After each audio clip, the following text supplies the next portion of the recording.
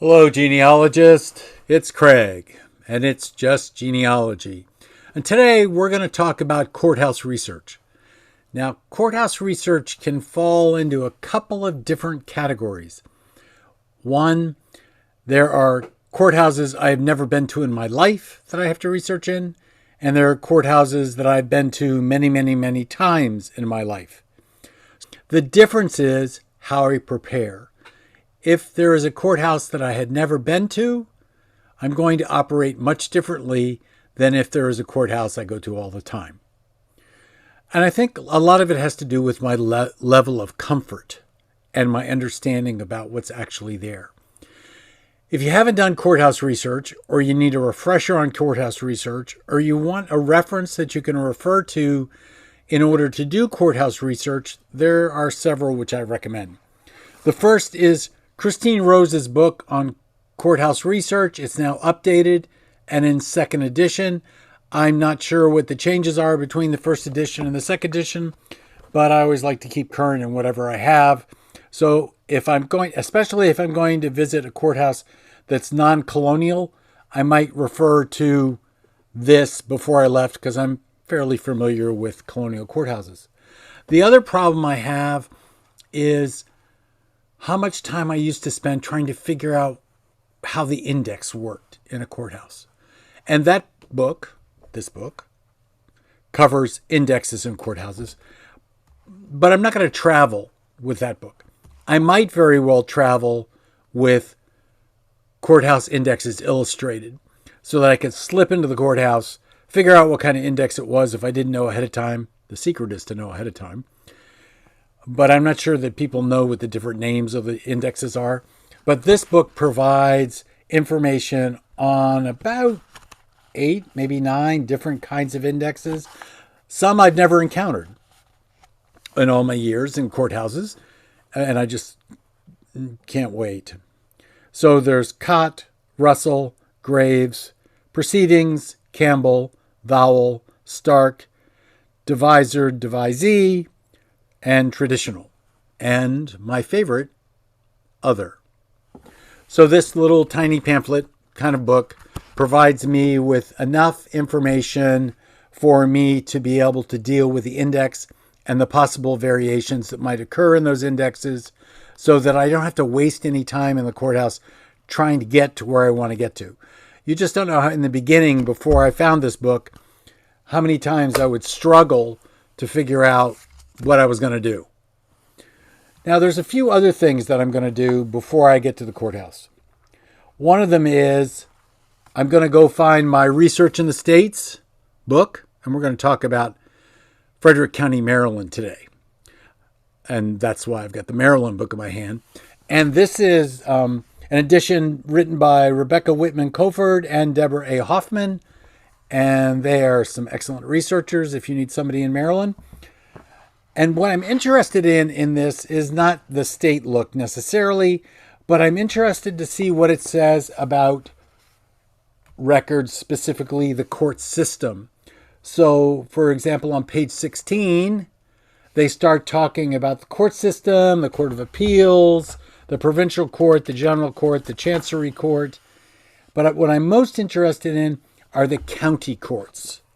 And in Maryland, I'm going to be interested in the prerogative court also.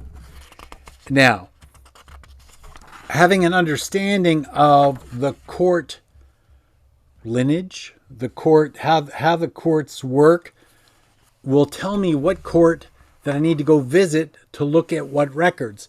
So, for example, in Maryland, the Orphans Court deals with the Register of Wills, probate, and the administration of estates. So that's where I'm going to go for probate, but I'm going to go to the civil court clerk for land records, marriage records, and those kind of things. Or I might end up in the civil cases in the trial and appellate court for criminal or divorce or domestic cases. So in Maryland, I have a couple of different opportunities in regards to which court I'm going to. I used to be an heir searcher 30 years ago, and Maryland was part of my circuit. Northern Virginia, Maryland, Shenandoah Valley, So it was important for me to know when I hit the courthouse running, because I didn't have any time, because I would be doing 4 and 5 courts a day, to know exactly where I need to go for what I need to go for. And in those days, I was interested specifically in probate and intestacies, and I had to know exactly where they were on the shelf and all those kind of things. So the first time, it was always important to know which part of the building I should be in when I started, rather than waste time. So I always am going to look at the state research book from NGS if one is available. Now, in the case of Frederick County, there is an old locality guide. So I'm going to always search out the locality guide to see what it can tell me about the court records and what I'm going to be able to find in the courthouse. The other thing I'm going to do is I'm going to look and see what's already published and use those things as finding aids so that when I arrive at the courthouse, I'm not searching through indexes necessarily, but I know exactly what will book and what page I need to get to in order to get what I'm looking for. So in Frederick County, there is Frederick County, Maryland wills, 1744 to 1794. However, you're not going to find these in the courthouse. So the issue becomes answering the question of, well, where are the records kept? Are they in the courthouse, and that's why I'm going to the courthouse? Or are they in the state archives, and that's why I should be going to the state archives? Or are they in, like in New York, would they be in a separate regional archives instead of the state archives? Or perchance are they instead in the local historical society? Or even better, are they in fact on Family Search? Because the state microfilmed them, or the state allowed them to be microfilmed, one of the two, and Family Search has picked them up, and now they're either available in family history centers or at the Family History Library, or they have been digitized and they're available that way. So that means before I do courthouse research, I'm going to go to Family Search and look in the card catalog and see what's available from that county. That creates a problem. And that problem is you have to know about when colonial records transitioned from statewide to countywide. In the case of Maryland, that happened at the time of the Revolution, and much like South Carolina. So I need to know to look at state records up to some point, actually colonial, and then I can look at county records. So if I'm looking at a will from 1760, I'm going to be looking at state records. If I'm looking at a will from 1795, I'm going to be looking at county records. And it's likely that it will be on Family Search, or it's likely, and digitized hopefully, or it's likely that it'll be on the state archives on microfilm. So one of those two places, depending on how old things are. Now, more contemporary records are not going to be in the archives. They're not going to be on Family Search. Family Search does not tend to have records after 1900. There are exceptions, of course. So if I'm working more of a 20th century urban research kind of thing, then I'm going to be in the courthouse, more than likely. Then there's the issue of learning what records are not on microfilm, but are textual and not in the courthouse, but more than likely in the state archives, and what the rules and regs are about how that might happen. So, to recap, before I ever enter the building, I will know what the court system looks like. I will have my handy dandy court index book with me, especially if it's a court I've never been to before. And in fact, if it's a court that I've been to before, but not very often, I might remember what kind of index the court uses so that I'm familiar with it before I hit the ground.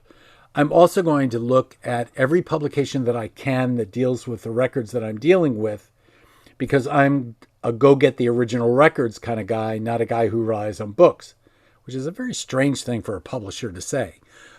But I only use books as finding aids to original records. As a person doing genealogy is going to just rely on the books. A person who is a genealogist uses the books as clues, as indexes, as finding aids to original records, and goes and finds the original records. you need to look at original records, not at books alone. You also need to, in the old days, back when I thought it was important, I used to go to a courthouse in a coat and tie. And I would always look like I'd been working on my hands and knees by the time I got home. So I quit going. I might show up the first time in a courthouse dressed fairly well and continue to look fairly well until they knew me. And once they knew me and they recognized my face and probably my beard and my bald head, then I could go with much more comfort. In fact, that's in the old days of going to the National Archives as a kid, I was always in a coat and tie. And now, 40, 50 years later, I can show up dressed just like this and they still know who I am. Imagine that. So there's something else I want to talk about. There is a group of people inside the courthouse that don't care about your family story. They're called clerks. You need to have a relationship with a clerk such that they have respect for you, and they will not have any respect for you if you waste their time. One of the ways that you can waste their time is by explaining why you need something unless they ask you why you need it. In other words, don't volunteer your genealogy. The difference between an amateur genealogist, a person doing genealogy, and a person who is a genealogist and possibly a professional genealogist is a professional genealogist is a person whose family history you know nothing about unless they lectured on it as an example. Don't share your family stories with company clerks. That includes librarians. That includes archivists. Be the individual who shows up that knows exactly what they're looking for. And the worst thing that you're saying is, where can I find Will Book 6? And that's all you have to ask, because they know where Will Book 6 is, and it doesn't take them any time at all to point out Will Book 6 to you. Of course, if you would have done a reconnaissance in the beginning of your visit, you would have known exactly where Will Book 6 was. That said, what kinds of records are we going to be looking for? Well, basically, I'm going to be looking for anything that I can't find anywhere else. And those things will include probate, land, marriage, and court cases. Now, there are many other things. I might be looking for a burial permit, for example. I might be looking for a discharge, a military discharge, a DD-214 after the 1950s, or a military discharge certificate from an earlier period. Beginning in World War I, state laws required that servicemen deposit their discharge papers in courthouses. After 9/11, many of those have gone to state archives, or many of them have been locked up for privacy reasons, those kind of things. There are other things other than probate, land, marriage that I'm going to be looking for. The first thing I'm probably going to look for is probate. What probate exists in the courthouse that I can't find anywhere else.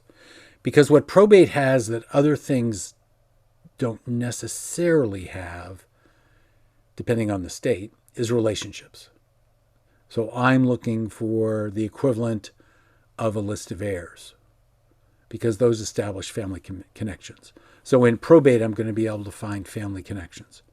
So I'm looking for wills, I'm looking for intestacies, I'm looking for bonds, I'm looking for fiduciary accounts. Those are the kinds of things I'm looking for. You want to make sure that before you hit the courthouse, so you know what you're doing, you know what the difference is between an executor and an administrator, what the difference between testate and intestate is, so that you don't get confused.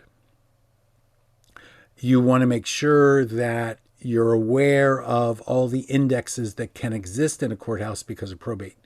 Because you may have an index to bonds. You may have an index to intestacies. You may have an index to list of heirs. There are various kinds of individual indexes that deal with estates and estate settlements. In other words, for example, an index to fiduciary accounts. And don't forget the inventories. Now, don't forget also that we have this great book on estate inventories. If you've never seen it, by Kenneth Smith, that once you do have inventories, it may be helpful in your interpretation of them. I have an ancestor by the name of Samuel Thomas Scott, who lived in Davidson County, that for, I guess, 12 years, maybe more, every single estate sale there was, he was there. It was like, his favorite rummage sale. The next thing that I'm going to look for after probate, no, there's one more thing. Most, especially in Maryland, and my thought is most courts that I've been in have them, there's usually a brochure or a pamphlet that explains probate law in the state. You want to pick that up. Take it home with you. You don't have to read it there, but take it home with you because it will explain how the process of probate works in that state. So make sure you get the quote handout. Get the brochure on probate in Maryland, it would be at the Orphans Court. The next thing I'm going to want to look at is marriage indexes and recognize most published marriages don't come up into the 20th century. Some do, but not many. So you'll probably have to deal with marriage indexes. And then you want to deal with, is it a consolidated index? Is it a groom index? Is it a bride index? How does the index actually work? Make sure that, and I haven't talked about any of this yet because it's all part of record keeping, and I probably won't today, but you want to make sure that you're collecting sufficient information in your process that you could go right back to it immediately if you were to visit the courthouse again. And you have to know what courthouse you're going to be visiting again. So make sure that you collect the necessary information in regards to book, page, name of the book, location of the book, what court is it in. Always collect what court it's in. Now, the other thing that I'm going to be looking for is land records.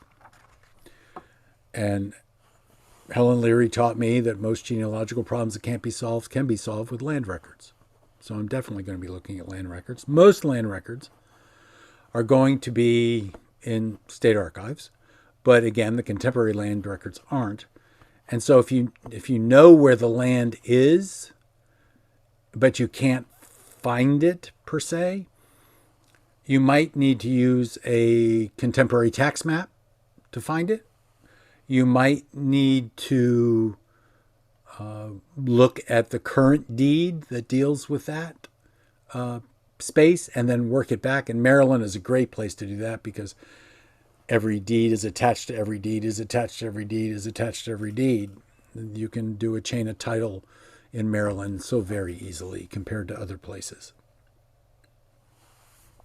So what you want to be sure of is that, again, are they grantee, grantor indexes? Are there indexes for deeds that are unproved? Are there, what is the deed book situation in the courthouse? Then the other thing I'm going to wander about is the equity, chancery, the civil court cases, and the criminal court cases. And I'm not really going to talk about those very much. Chancery I care about much more than criminal because chancery in the et als will give me information about families. For instance, I found a court case that involved, and it was a textual court case, but it was in the state archives of Virginia, not in the court where it occurred. But it identified my fourth great grandmother, who I knew, but I didn't know that she had siblings. There was no indication in any of the research I had done in 30 years that there were siblings. And here all of a sudden were siblings working together to exclude another sibling from an estate because he was half a sibling, not a full sibling. And their thought was that their mother had inherited from their father, and he was born after their father was dead, so therefore he should not be entitled to a third. And worked out that way. But anyway, what I haven't talked about today is abstracting. And it's painful to do the abstracting in a courthouse. I much prefer, if they will allow you, and please make sure that you check that they will allow you, I much prefer taking a photograph or getting a photocopy of something and then taking it home where I can ponder over it. And plus I have then a file copy, and I don't have to rely on my abstract or my transcription that I did on the fly inside the courthouse.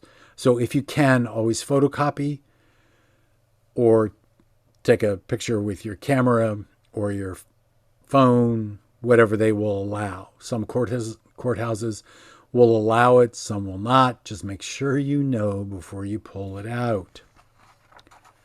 So there are other records that you might want to look at in a courthouse that will be helpful to you. These include minute books and court order books. Common pleas and quarter sessions, for example, in places like Pennsylvania. Superior Court, Chancery Court always. There could be Justice of the Peace records, but those more likely might be in state archives. There may be tax lists there in the courthouse. For example, in Virginia, the original tithables are in some of the courthouses. And then there may be, in southern states, lists of Confederate veterans that you won't find anywhere else. And they may have files that you know nothing about and no one else knows anything about, and they're just weird and strange, and you want to find out about weird and strange records that exist. You just do. So this is how I attack the process of going to a court. I start with Christine Rose's book on courthouse records if I haven't been to in a while. And I haven't been inside a courthouse in years because of COVID, so I'm going to be sitting down with this book if I have to go to a courthouse. The index to take with me, just in case, have it in the car, in my suitcase, whatever, so that I will, take the time to, depending on the court, how easy it is to get it in and out. I might take this in with me in my computer bag so that I have it right there so I can just glance at it real quick to know what I'm doing, even when I don't. Don't forget the NGS state piece so that you can examine what the court record structure looks like so you end up at the right office rather than the wrong office.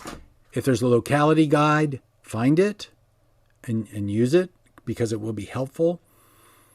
Then, of course, there's knowing what microfilm is available at the state archives or at Family Search, or knowing what's been digitized at the state archives or at Family Search is also going to be helpful for you to research, because the last thing you want to do is go to the expense of going to a courthouse and having the clerk say to you, "Hey, I see you didn't do your research. Those records are in the state archives," or "Those records are digitized," or "They're not here."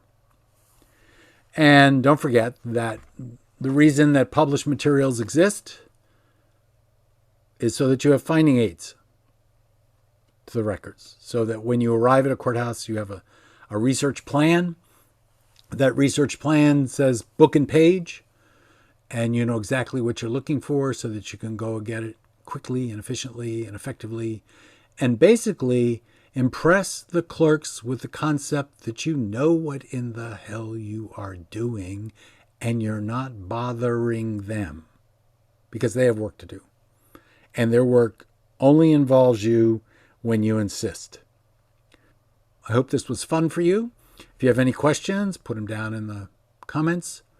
This is Craig from Just Genealogy, where we are converting people just doing genealogy into genealogists day by day. So, another day down. See you tomorrow.